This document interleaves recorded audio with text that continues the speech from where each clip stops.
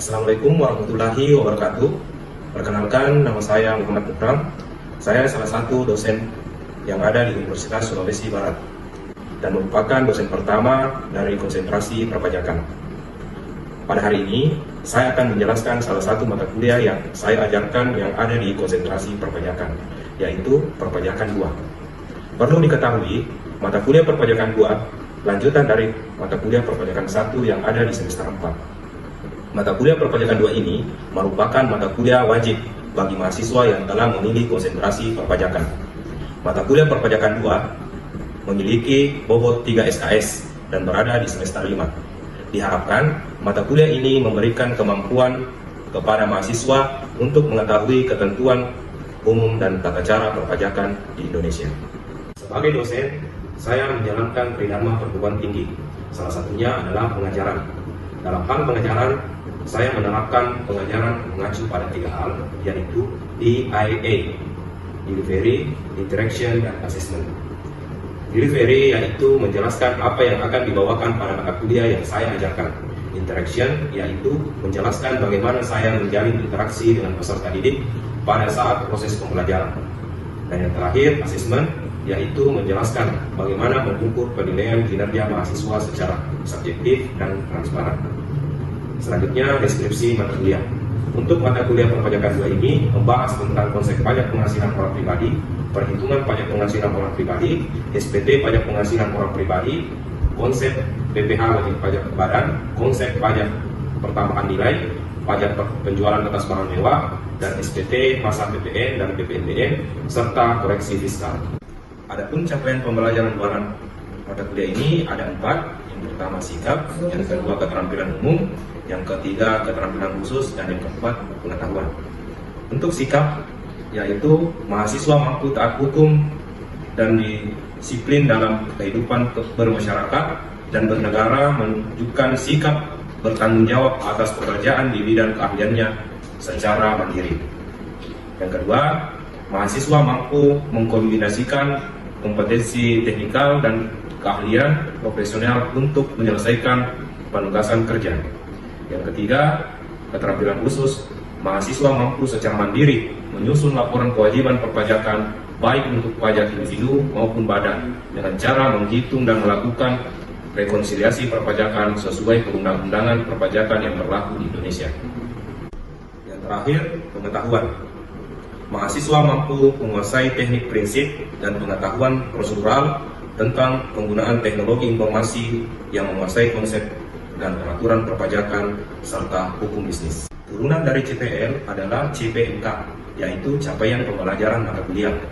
Setelah mempelajari mata kuliah ini, maka mahasiswa diharapkan mampu 1. Memiliki keterampilan dalam memecahkan masalah pajak dan mampu menggunakan teknologi informasi untuk pengisian SPT pajak penghasilan orang pribadi dan SPT pajak penghasilan badan.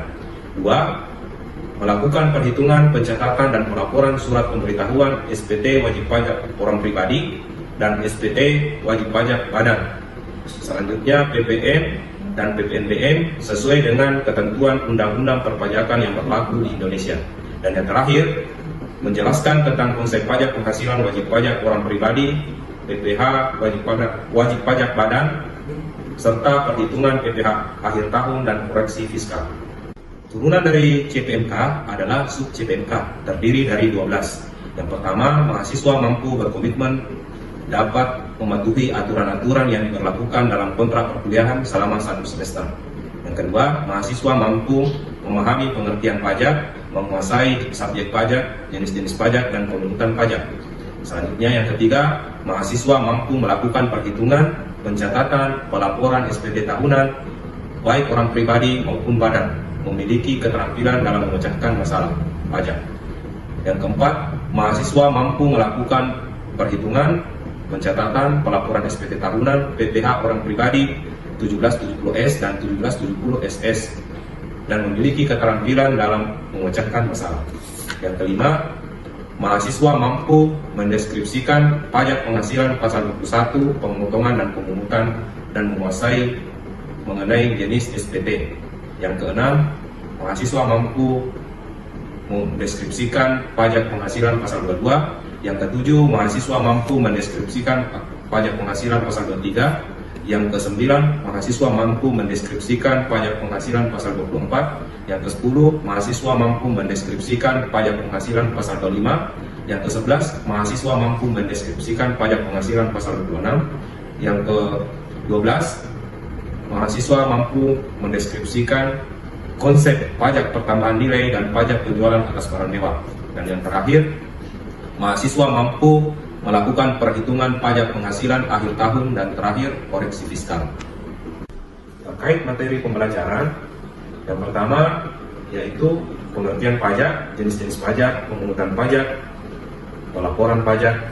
Selanjutnya, perhitungan, pencatatan dan pelaporan SPT tahunan PTH orang pribadi 1770.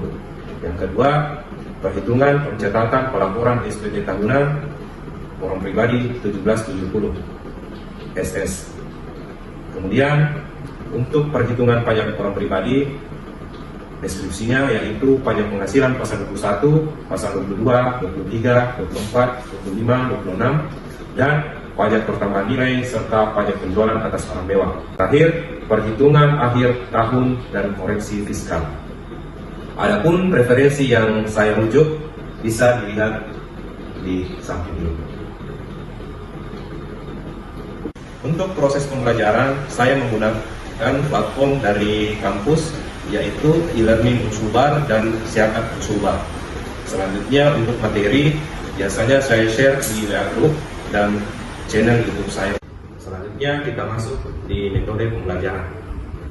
Dalam metode pembelajaran ini, saya menerapkan 3 metode. Yang pertama, student centered learning, yang kedua, problem based learning, dan yang ketiga, simulation dan demonstration.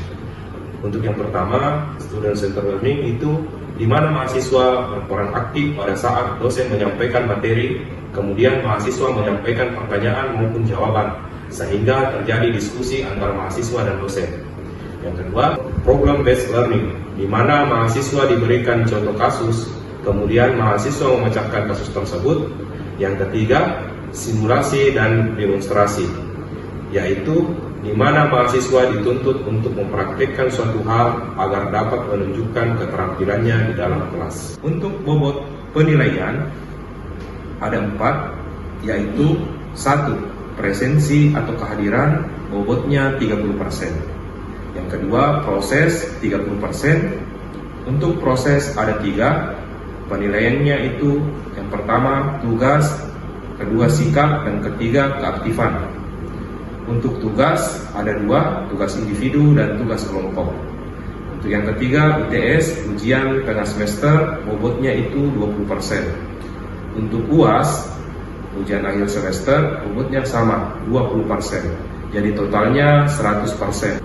Terakhir, saya akan menampilkan cuplikan video pembelajaran di kelas untuk pertemuan ketiga dengan materi cara pengisian SPT tahunan. Selamat menyaksikan. Bismillahirrahmanirrahim. Assalamualaikum warahmatullahi wabarakatuh. Waalaikumsalam warahmatullahi wabarakatuh.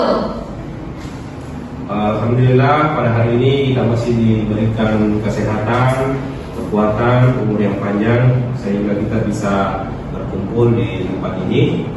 Pada hari ini insya Allah kita masuk di pertemuan ketiga dan akan mencoba cara pengisian SPT. Ya, sebelum itu saya mau sapa dulu. Bagaimana kabarnya calon-calon konsultan pajak? Alhamdulillah baik Pak. Alhamdulillah.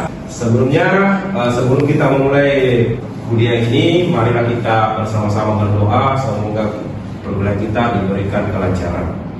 Berdoa sesuai dengan kepercayaan kita masing-masing. Berdoa dimulai. Amin. Oke. Baik, untuk pertama-tama saya mau absen dulu. Di sini ada yang sudah absen di aplikasi Siakat? Sudah Pak. Ya, alhamdulillah. Bagi yang belum, Bapak kasih waktu 5-10 menit. Silahkan masuk di link Siakatnya. Kalian bisa absen, ya, akses link Siakat. Oke, sebelum kita masuk materi, Bapak mau menanyakan dulu tugasnya yang kemarin, ya. Tugasnya adalah bukti pajak kalian, bahwa memang betul-betul Anda orangnya taat pajak. Di sini ada yang mau berikan 1 orang atau 2 orang untuk memperlihatkan bukti pajaknya. Oke, coba saudari Miranda dulu. Ya, silakan. Assalamualaikum warahmatullahi wabarakatuh. Waalaikumsalam warahmatullahi wabarakatuh. Perkenalkan, nama saya Miranda Utami Monik dengan NIM channel 218370. Baiklah, saya di sini melakukan pembayaran pajak kendaraan bermotor, di mana nominal yang saya bayar dalam per tahun yaitu 673. Kemudian di mana saya melakukan pembayaran pajak karena saya berdomisili di Kabupaten Mamuju Tengah hingga dari tahun 2019 hingga tahun 2022 saya melakukan pembayaran di Kabupaten Mamuju Tengah. Pada tahun 2023 karena saya tidak berada di domisili saya sehingga saya melakukan pembayaran di Samsat Majene. Kemudian alasan saya kenapa saya harus taat membayar pajak. Yang pertama adalah pembayaran pajak itu menjadi bukti bakti sebagai suatu kontribusi yang nyata kepada negara. Yang kedua yaitu untuk membantu pembiayaan pemerintah daerah. Yang ketiga itu untuk berguna membantu pembangunan dan memfasilitasi jalan bagi kendaraan bermotor. Terima kasih. Oke, nice ya. Beri aplaus untuk Miranda. Oke, selanjutnya kepada saudari Zelda. Ya, silakan. Baik, terima kasih untuk kesempatan yang telah diberikan kepada saya. Perkenalkan, nama saya Zelda Felicia dengan NIM channel 220027. Di sini bukti pembayaran pajak yang saya bawa adalah jenis pajak tidak langsung yaitu PPN.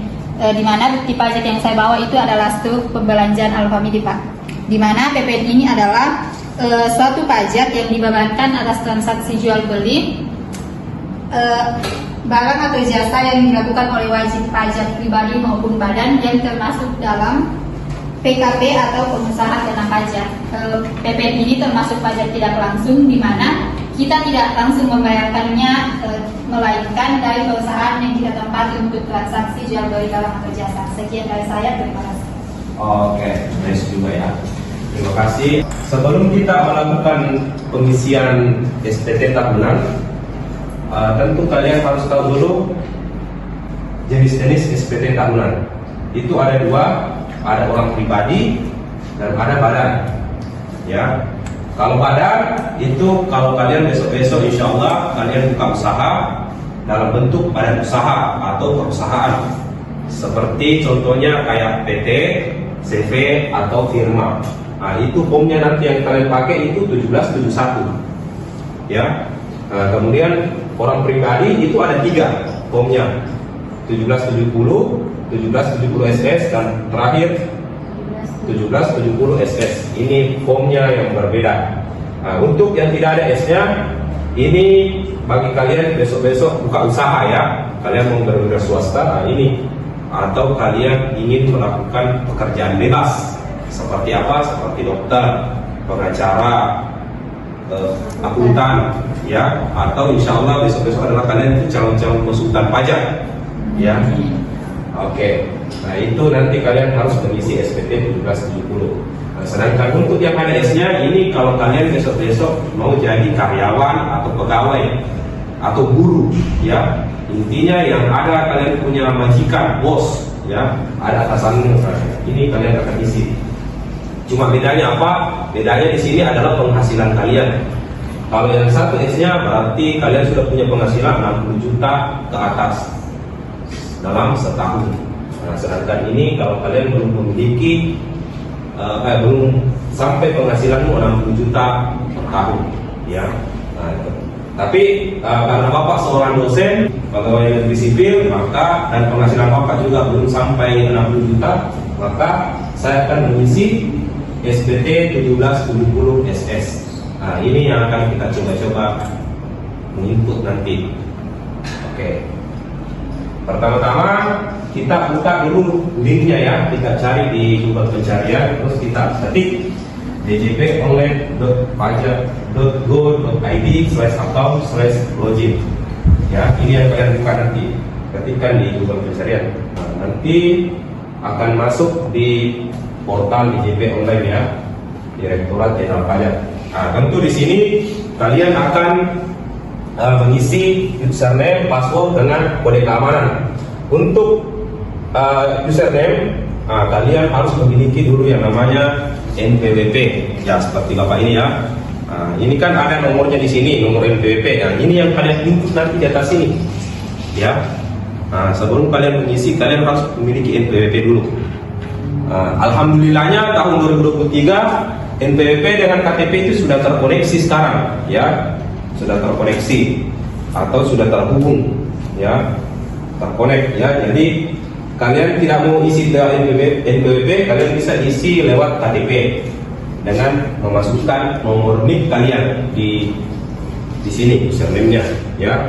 Jadi nanti insya Allah, tapi dengan catatan kalian harus hubungkan dulu ini ya antara NPWP dengan KTP kalian. Jangan sampai tidak terhubung, otomatis tidak bisa. Seperti itu. Selanjutnya kalian akan mengisi sandi atau password. Otomatis kalian melapor dulu. Nanti kalian akan bikin surat permohonan, ya. Nanti kalau sudah jadi akunnya, otomatis kalian juga dikasih password. Ingat ya, password itu atau sandi itu jangan pernah diketahui oleh orang lain. Ini bersifat rahasia. Terus yang terakhir, isi kode keamanan atau yang biasa disebut CAPTCHA. Setelah kalian mengisi username, password dengan kode CAPTCHA, silakan klik login. Nanti kalian akan dibawa ke laman DJP online. Ini. Karena saya punya akun, berarti nama Bapak di sini ya. Selamat datang Muhammad Ikram.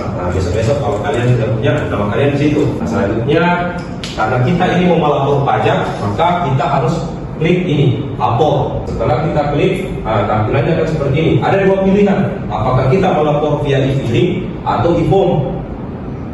Itu tadi yang Bapak jelaskan. Kalau yang ada S-nya, berarti kita pilih ini. Yang tidak ada S-nya, kita pilih e-form. Karena ini bagi pengusaha, ini bagi karyawan atau pegawai, seperti itu. Oke, karena Bapak seorang pegawai negeri sipil, maka Bapak klik e-filing. Di sini Bapak sudah pernah mengisi melapor SPT tahunan Bapak tahun 2019, ya. Kalau kita melapor SPT itu berarti kalau tahun ini 2024, berarti yang kita lapor itu tahun lalu. Tahun berapa? 2023. Ya, 2023.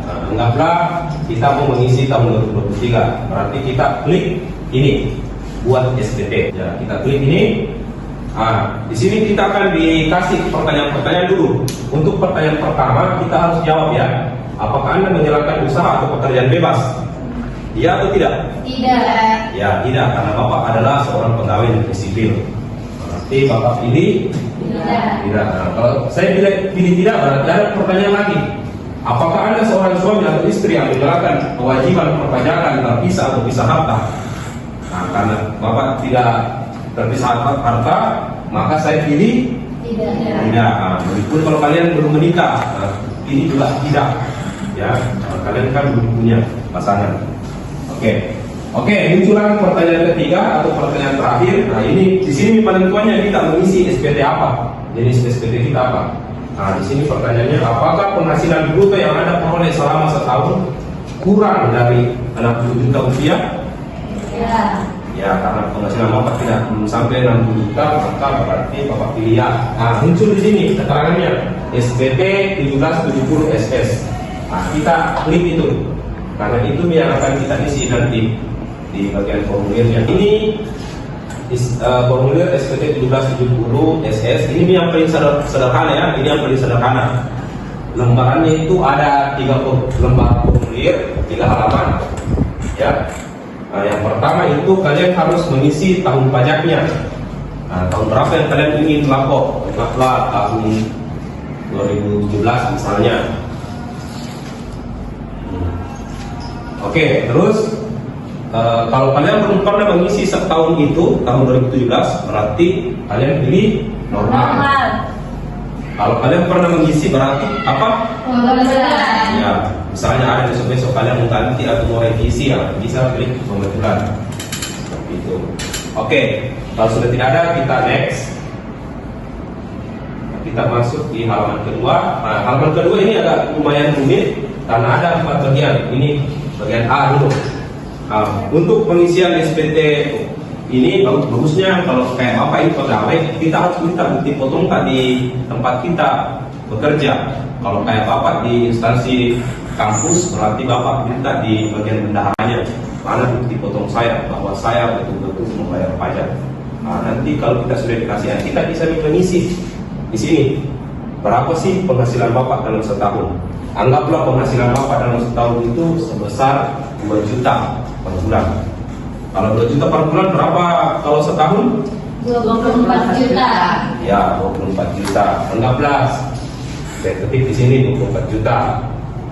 Nah, terus yang pengurangannya, kalau kita PNS itu ada 2 pengurangannya. Kesehatan, biaya kesehatan dengan iuran pensiun. Kalau untuk iuran pensiun itu, untuk kesehatan itu kayak BPJS ya. Terus iuran pensiun itu kita dikenakan tarif itu 2% dari gaji pokok kita.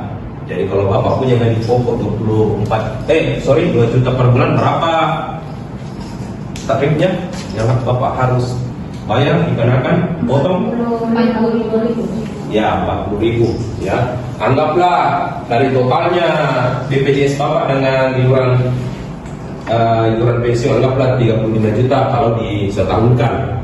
Nah, ini menjadi pengurang ya. Nah, untuk ya ini yang paling penting, penghasilan tidak kena pajak. Apakah kita masuk golongan penghasilan tidak kena pajak atau tidak? Nah, kita cek dulu. Nah, kita bisa klik di sini. Nah, kita bisa klik. Di situ kan ada, kalau kita ini kayak masih bujang ya atau masih single, kita bisa pilih yang nomor 1 karena kita belum kawin dan belum memiliki tanggungan atau anak ya, kita pilih nomor 1. Berarti PTKP kita berapa PTKP kita kalau kita masih single? 54 juta. Ya, 54 juta. Jadi selama penghasilan kita belum sampai 54 juta, berarti kita tidak dikenai pajak. Seperti itu. Next ya, anggaplah sudah tidak ada, kita isi. Kita coba-coba masuk di bagian B. Kita next. Di sini kalau kita kena PPh final, ini kalau kita dapat hadiah atau dapat bonus. Biasanya itu kalau kita berprestasi ya, kita biasa dikasih hadiah atau bonus oleh perusahaan kita. Nah, ini kita bisa input di sini. Nah, anggaplah Bapak tidak pernah dapat dalam 1 tahun ya, tidak usah kita isi. Langsung saja next. Kita masuk di bagian C ya. Nah, kita masuk bagian C. Nah, kita isi di sini berapa sih harta kita selama tahun 2017. Anggaplah selama 2017 itu Bapak cuma punya motor ya. Sisanya itu kalau tempat tinggal Bapak ngekos misalnya ya. Anggaplah itu motor kalau saya jual masih laku 11.500.000 kan. Saya input di sini. Nah, terus kalau Bapak punya kalau kalian punya cicilan di bank atau di mana, kalian isi di sini. Nah, anggaplah Bapak tidak punya hutang, kasih 0 saja. Nah, kemudian kita next. Nah, ini terakhir ya, bagian D. Bisa dibaca dulu satu orang. Ya, silakan. Dengan menyadari sepenuhnya akan segala akibat termasuk sanksi-sanksi sesuai dengan ketentuan peraturan perundang-undangan yang berlaku, saya menyatakan bahwa apa yang telah saya beritahukan di atas adalah benar, lengkap, dan jelas. Oke, jadi kalau kita menganggap ini sudah benar, sudah lengkap dan jelas, maka kita centang ini setuju ya. Kalau kita merasa ini sudah tidak ada kesalahan lagi, kita centang, terus kita pilih tadi halaman ketiga. Nah, ini sekadar memastikan saja ya. Orang pajak masih kasih kita lagi kesempatan untuk mengecek kembali apakah data yang kita isi sudah benar atau tidak. Nah, kita lihat dulu jenis formulirnya 1770 SS. Oke, benar. Tahunnya anggaplah tahun 2017. Oke. Status SPT kita apa? Nihil. Nihil. Kenapa nihil? Di bawah 54 juta. Ya, karena penghasilanku itu di bawah 54 juta. Kita mau dikirimkan via email atau SMS. Anggaplah Bapak punya email, saya kirim lewat, saya pilih email saja. Nah, terus kita pilih oke.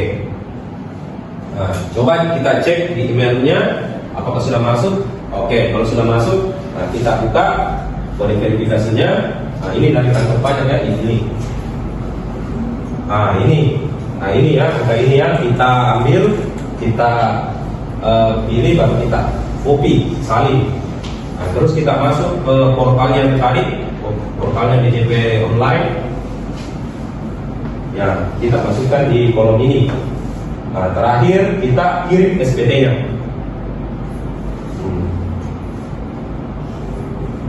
Oke, di sini ada notifikasi pemberitahuan penghasilan Anda di bawah PTKP. Berarti saya tidak dikenakan pajak.